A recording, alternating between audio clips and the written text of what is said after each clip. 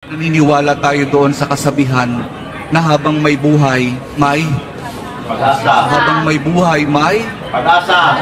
habang may buhay, may Pag-asa. pagsubok. Dahil tayo katiwala ng Diyos, binibigyan din niya tayo ng iba't ibang klase ng pagsubok.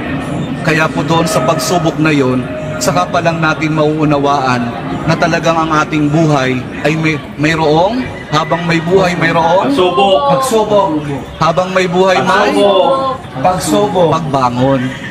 Huwag niyong hayaan na kapag meron kayong pinagdaraan ng pagsubok, ay hindi kayo babangon.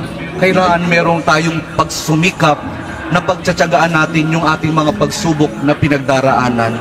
At kapag merong pagsubok at merong pagbangon, saka pa lang natin mauunawaan na talagang ang ating buhay, na habang may buhay, may Pagbangon. habang may buhay, may Pagbangon. pag-ibig.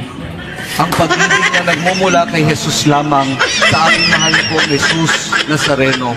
Dahil doon, kapag naunawaan natin itong mga bagay na ito, na habang may buhay, may pagsubok, may pagbangon at may pag-ibig na nagmumula lamang kay Jesus, saka pa lang natin mauunawaan at matatanggap na talagang habang may buhay, may...